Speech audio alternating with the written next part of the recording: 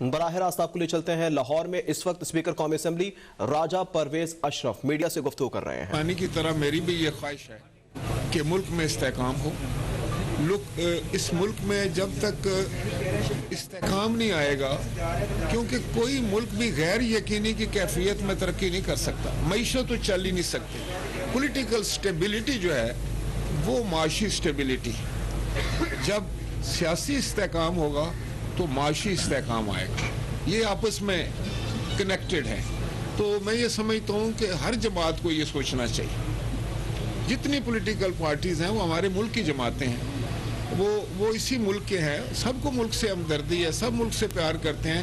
کرنا صرف یہ ہے کہ اب ایک دوسرے سے دست و گریباں ہونے کے بجائے ملک کا سوچنا چاہیے. اور اگر کسی کے پاس کوئی مشورہ ہے، اگر کسی کے پاس کوئی کسی مشکل کا حل ہے تو اس کو سامنے رکھنا چاہیے. اور میں سمجھتا ہوں کہ صرف تنقید کرنا، صرف کوئی کسی کی تضحیق کرنا یا کوئی گالی گلوچ سے تو معاملات خراب تو ہو سکتے ہیں، ٹھیک نہیں ہو سکتے. صاحب یہ معیشت تو دارالمدار خاص کر جب کرنسی اور اس کی بات کی جائے اسٹاک مارکیٹ کی تو اسپیکولیشن پر چلتی ہے.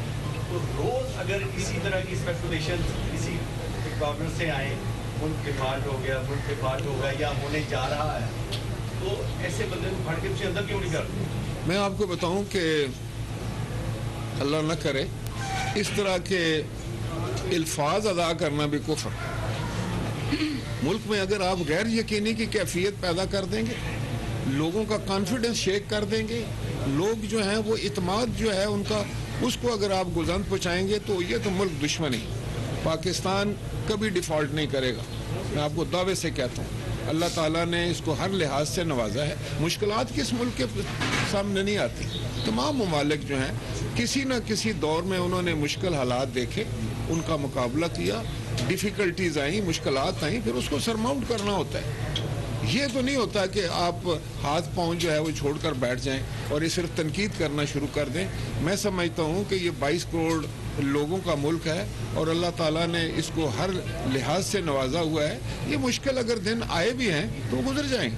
صاحب یہ بتا دیں کہ آپ کے مخالفین کا یہ کہنا ہے کہ آپ کا ٹارگٹ جو پی ڈی ایم کی جماعتوں کا تھا وہ کرپشن کیسز ختم کرنے تھے، وہ ہو گئے ہیں، تو اب آپ کا ایجنڈا تو مکمل ہو گیا ہے، تو اب اگلی الیکشن کے اندر کیا رکاوٹ ہے؟ دیکھیں میں آپ کو بتاؤں کہ یہ بھی ایک بڑا ایک دردناک ایک ہمارا ایک نظام کا حصہ ہے کہ ہم لوگ صرف الزامات لگاتے ہیں، خواہ وہ کیس ہوں، خواہ وہ میڈیا ٹرائل ہو، خواہ وہ کردار کشی ہو، تو ہم لوگ بغیر سوچے سمجھے لگا دیتے ہیں.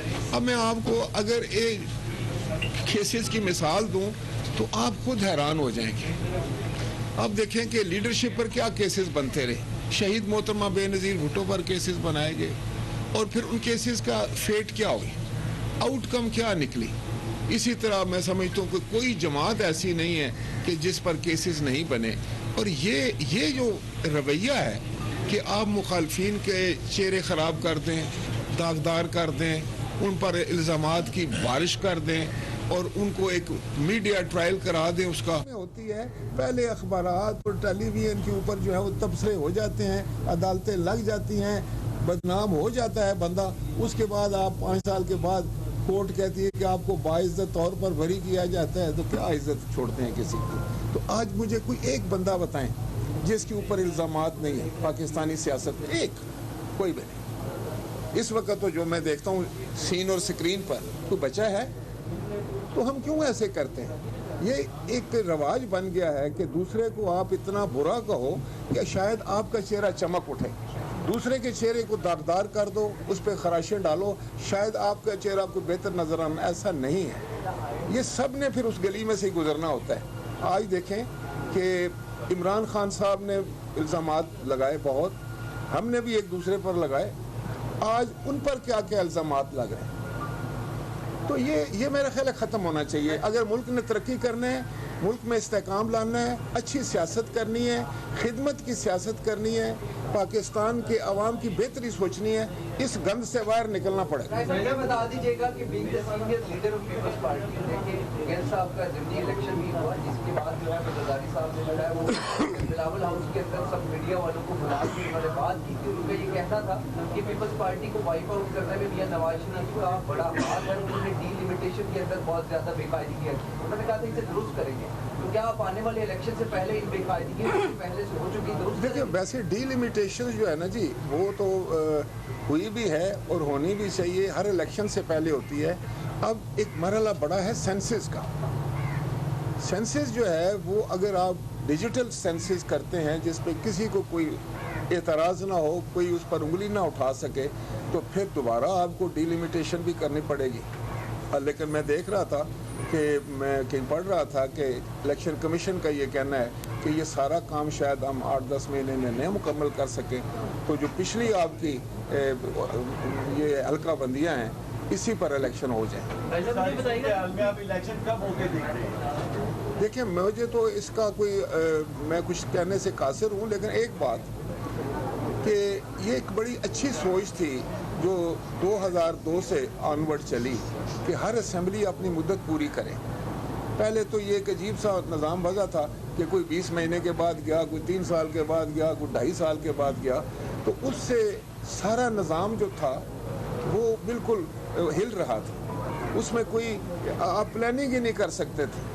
जब आप कौम के बारे में प्लान करते हैं, मुल्क के बारे में प्लान करते हैं, मनसूबाबंदी करते हैं, तो आपको एक वक्त चाहिए होता है। तो मैं ये समझता हूँ और मेरी ख्वाहिश है और मैं समझता हूँ कि अगर मुद्दत पूरी होती है, अब तो बहुत थोड़ा वक्त रह गया है, कितना मैं समझता हूँ कि अगस्त में शायद मुकम्मल होती है असेंबली की मुद्दत अगस्त में, तो आज आप दिसंबर में हैं, कोई बहुत बड़ा टाइम तो नहीं है, टाइम तो गुजर गया है।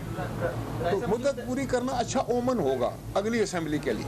अच्छा मुझे बताइएगा, पीडीआई के सीटें आपके पास पड़े हुए हैं, प्रूफ क्यों नहीं हो रहे, क्या मामला है? पीडीएम के इस पर मुतफिक नहीं है, क्या मामला है? ये भी बड़ा दिलचस्प किस्सा है कि जितने इस्तीफे आए हैं अभी तक वो लॉजेस में मुकीम हैं, अभी तक वो पासपोर्ट इस्तेमाल करते हैं और कौमी असम्बली के सेक्रेटेरिएट इस्तेमाल करते हैं, वीज़े लगवाते हैं बाहर जाने के लिए, और फिर वो प्राइवेटली मुझे आकर कहते हैं कि हमने ये एक दबाव में इस्तीफ़ा लिखा था और उस वक्त मुश्किल थी, हमारा ख्याल था ये ऐसे ही एक जो है वो दबाव है और कल परसों ये कह देंगे कि नहीं नहीं वापस ले लो। पिछली दफ़ा भी हमने इस्तीफ़े दिए थे तो हमने तो उस बात को किया।